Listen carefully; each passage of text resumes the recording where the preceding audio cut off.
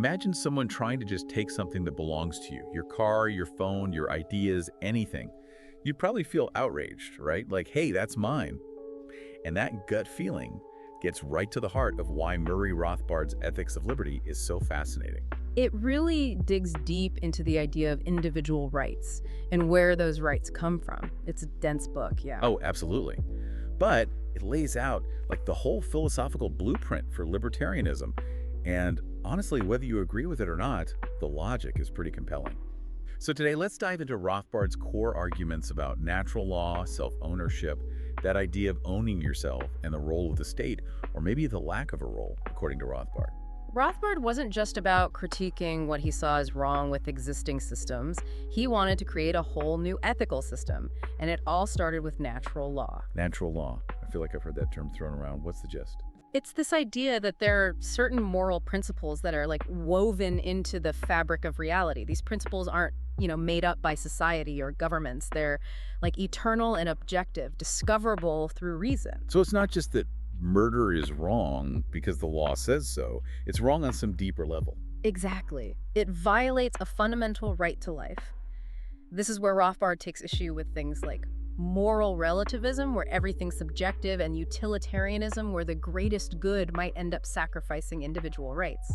I can see where he's coming from. If morality is just relative, then who gets to decide what's right or wrong? And that greater good idea, well, couldn't that be used to justify all sorts of bad things in the name of the majority? Those are the dangers Rothbard was worried about, and it leads us to what he saw as the bedrock of his philosophy: self-ownership. Self-ownership. I own myself. That seems pretty straightforward. It sounds simple, right? But Rothbard takes it way beyond just, owning your body. He argues that it means you have a right to your own life, your own actions, free from coercion. Any attempt to control you against your will violates that fundamental right. So he's talking about things like physical assault, obviously. But what else? Anything that infringes on your self-ownership. Threats, restrictions, even things like, and this might sound a little out there, but even things like seatbelt laws. How is that a violation of self-ownership? So Rothbard would say, sure, they're intended for safety, but they're ultimately the government dictating what you can and can't do with your own body. And of course, this all leads to the big one: taxes. Rothbard definitely didn't hold back on his views about taxes. He saw them as straight-up theft. If you own yourself and the results of your labor, then someone taking your money without consent, well, that's basically robbery. Okay, so if self-ownership is so absolute, how do we have laws? How do we have justice? Was he advocating for, like, anarchy? Well, that's where things get even more interesting. And that leads us to Rothbard's critique of the state and his vision for a world without it, a stateless society. But that's a conversation for part 2. Sounds like we've got a lot more to uncover. We'll be back soon with part 2 of our deep dive into the ethics of liberty. Stick around. Hey there, listeners. If you're finding value in our deep dives and want to dig even deeper, consider grabbing a copy through the Amazon link in the description below. And if you're an audiobook fan, you can dive in with a free 2-month Audible trial on us. Our gift to you. It's a great way to support the channel, explore amazing works on the go, and immerse yourself in these thought-provoking ideas. So, check out those links in the description, and thank you for supporting our work. And we'll keep the deep dives coming. All right, we're back, diving deeper into Rothbard's Ethics of Liberty. Last time, we left off with a pretty big cliffhanger. Rothbard's take on the state. Not exactly a glowing review, right? He wasn't a fan, to put it mildly. He saw the state as inherently coercive, relying on force, and, well, let's be honest, taking people's stuff to stay in power. That goes against, like, the whole idea of government as a protector and provider. Right, was Rothbard's whole point. He argued all those services, defense, police, roads, schools, often just masked the state's true nature, which was, in his view, a monopoly on violence. So if not the state, then who? How do we have a functioning society? Rothbard proposed an alternative: Anarcho-Capitalism. Basically, imagine a world where everything, even law enforcement and the courts, is run by private, competing agencies. Whoa, okay. That sounds a little, I don't know, chaotic. Wouldn't it just be everyone for themselves? It's a common worry. But Rothbard argued that self-interest, guided by the free market, would actually lead to a more orderly and efficient society. Think about it. Private agencies, to attract clients, would have to provide good services, be fair, be effective. Otherwise, people would go elsewhere. So instead of paying taxes, we'd be like shopping around for the best security, legal services, all that. Exactly. Like choosing your internet provider or your insurance company. You go with the one that offers the best value and treats you right. It's a wild concept, thinking about society being organized like that. It's hard to even picture it. It definitely challenges the way we're used to thinking. We're conditioned to believe that, you need a strong central government for things to work. But Rothbard believed that free markets, combined with a solid ethical system based on natural law and self-ownership, would actually be a more just and efficient way to organize. Okay, let's get practical here. How would all this play out in real life? Like, what are some specific examples of how Rothbard's ideas would be applied?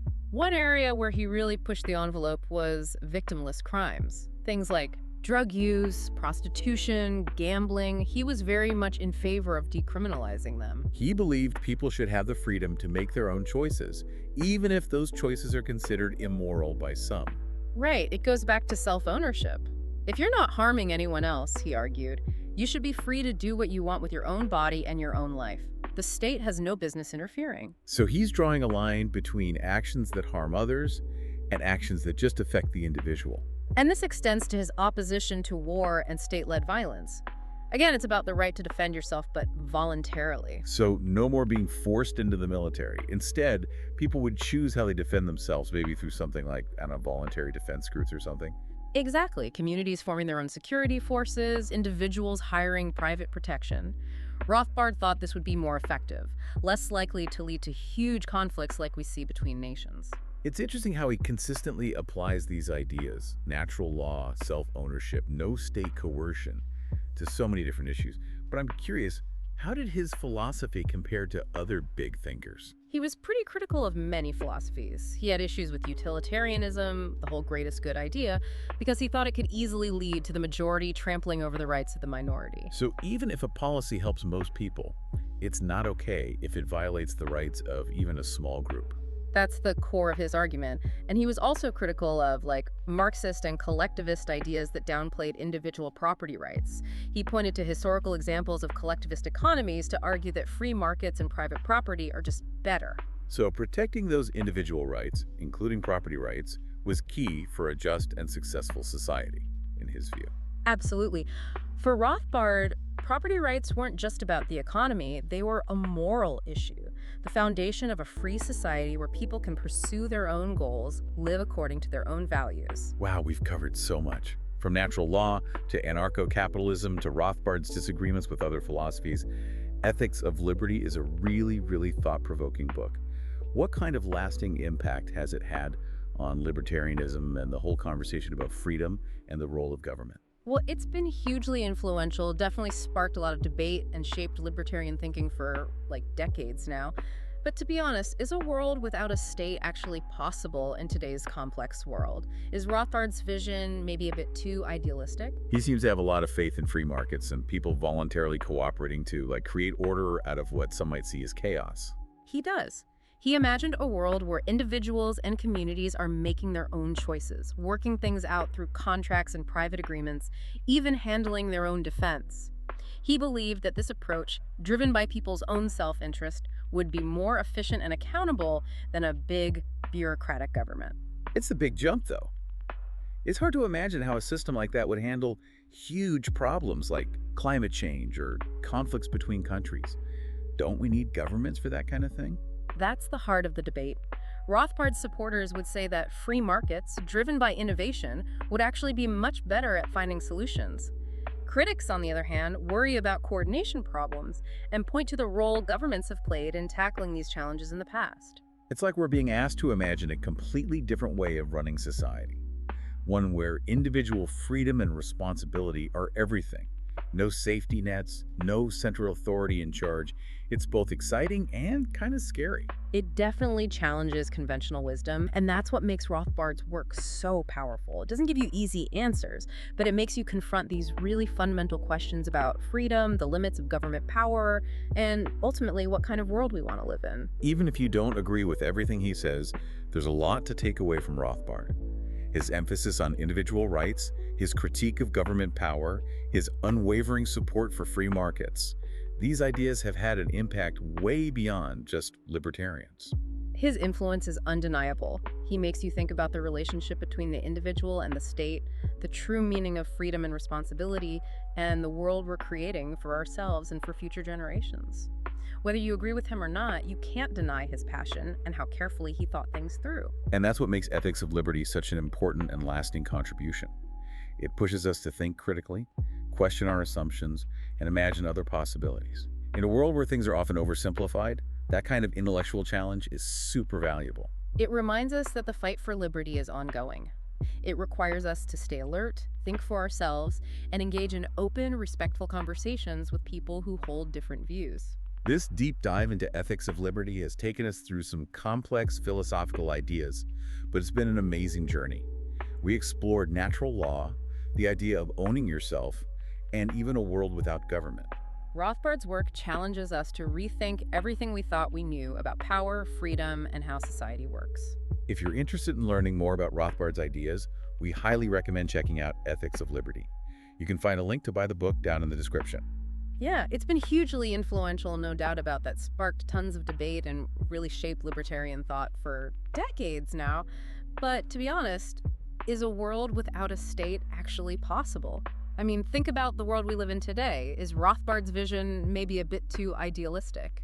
He seems to have a ton of faith in free markets and people being willing to cooperate, to create order out of what a lot of people would probably see as total chaos.